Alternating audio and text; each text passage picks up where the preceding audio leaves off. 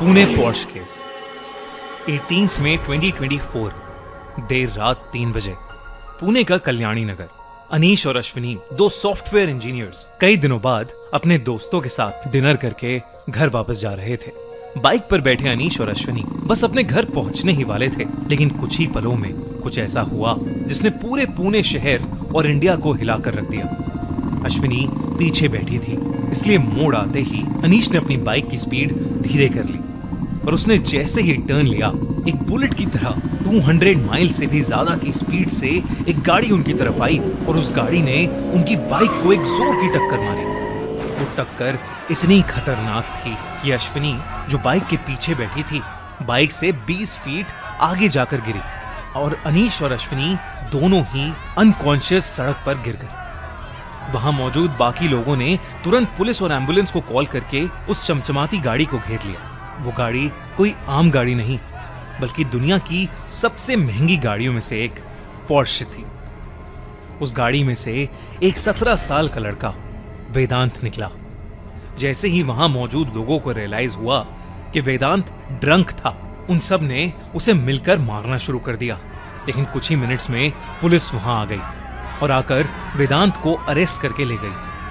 अश्विनी और अनीश को तुरंत हॉस्पिटल पहुंचाया गया, लेकिन वो दोनों बच नहीं पाए। उस एक्सीडेंट में उन दोनों की ऑन द स्पॉट डेथ हो गई थी।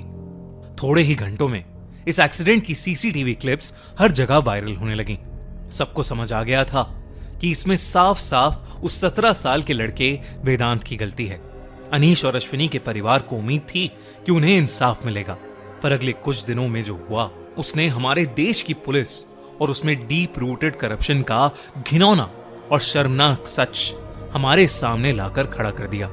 अनीश और अश्विनी के दोस्तों ने जल्दी से अनीश के अंकल को कांटेक्ट करके सब कुछ बताया। वो लोग सीधा येरवाड़ा पुलिस स्टेशन गए, जहां पर वेदांत को ले जाया गया था। पर वहां जो उनके साथ हुआ और जो उन्होंने देखा, उस पर वो विश्वास ही नहीं कर पा रहे थे। जहां वो अपनी रिपोर्ट लिखवाने के लिए हवलदारों से लड़ रहे थे, वहीं 2 ग्रे मर्सिडीज पुलिस स्टेशन के सामने आकर रुकी और उनमें से वेदांत के पिता विशाल और उनके साथ कुछ और लोग हाथ में पिज्जा बॉक्सेस लेकर अंदर चले गए।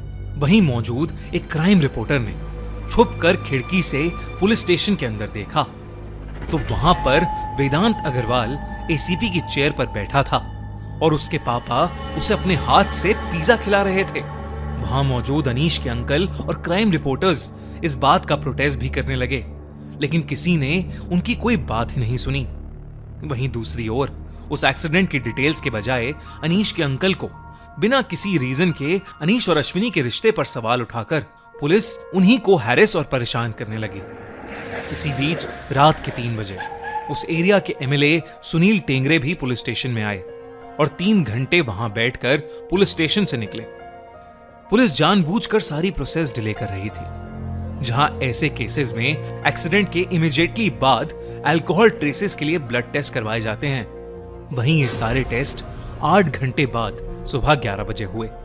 जब टेस्ट के रिजल्ट्स आए तो सब शॉक थे, क्योंकि सारे रिजल्ट्स नेगेटिव थे। पुलिस ने वेदांत को क्लीन चिट दे दी और उसे बेल मिल गई। क्योंकि वेदांत 17 साल का था, इसलिए अगली दोपहर को पुलिस ने प्रोसीजर के हिसाब से ये केस जस्टिस जुवेनाइल बोर्ड के सामने प्रेजेंट किया। जस्टिस जुवेनाइल बोर्ड ने वेदांत का केस सुना, लेकिन उन्होंने उसके बाद जो फैसला सुनाया उसने पूरे देश को आक्रोश से भर दिया। वेदांत को कड़ी सजा देने की बजाय उन्होंने उसे सजा में सोशल रिस्पॉन्सिबिलिटी पर एक 300 वर्ड्स का ऐसे लिखने के लिए कहा, ट्रैफिक रूल्स पर एक प्रेजेंटेशन बनाने के लिए कहा और 15 दिन तक ट्रैफिक पुलिस की मदद करने का और थेरेपी लेने का ऑर्डर दिया और उसे बेल दे दी। सबको समझ आ रहा था कि अगर आपके पास पैसा है तो कोई आपका कुछ नहीं बिगाड़ सकता। लेकिन जब यह ऑर्डर मीडिया के थ्रू लोगों को पता चला, देश भर की पब्लिक गुस्से से भर गई और बस अनीश और अश्विनी के लिए जस्टिस डिमांड करने लगी। लोगों का गुस्सा बढ़ता रहा। सोशल मीडिया पर लोगों ने डिमांड किया कि वेदांत को स्ट्रिक्ट पनिशमेंट मिले ताकि फ्यूचर में कोई ऐसी गलती ना करे। प्रोटेस्ट्स हुए, कैंडल मार्चेस भी ऑर्गेनाइज हुए, जिसमें लोगों ने अनीश और अश्विनी के लिए जस्टिस की डिमांड की। बड़े से बड़े लीडर्स, इन्फ्लुएंसर्स और यूट्यूबर्स ने भी पुलिस और अथॉरिटीज को उनके इस इररिस्पॉन्सिबल बिहेवियर के लिए कॉल आउट करना शुरू कर दिया। सोशल मीडिया पर लोगों का गुस्सा इतना बढ़ गया था कि महाराष्ट्र सीएम और डीसीएम ने पुलिस को स्ट्रिक्ट एक्शंस लेने के इंस्ट्रक्शंस दिए और ऊपर से ऑर्डर्स आने के बाद मानो इस केस का रुख ही बदल गया।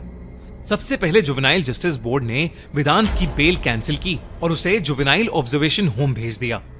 लेकिन अभी भी पुलिस की नई इन्वेस्टिगेशंस के जरिए पावर और पॉलिटिक्स का एक घिनौना सच सामने आना बाकी था। दरअसल वेदांत के अनीश और अश्विनी को मारने के बाद उसकी फैमिली ने ट्राई किया कि वो सारा ब्लेम उनके ड्राइवर पर डाल दें। उन्होंने ये बयान भी दिया कि उस रात गाड़ी ड्राइवर चला रहा था, पर कई सारे आई विटनेसेस ने देखा था कि गाड़ी वेदांत ही चला रहा था और ये बात सीसीटीवी में भी कैद थी, जिसकी वजह से ये बयान एक्सेप्ट नहीं किया गया।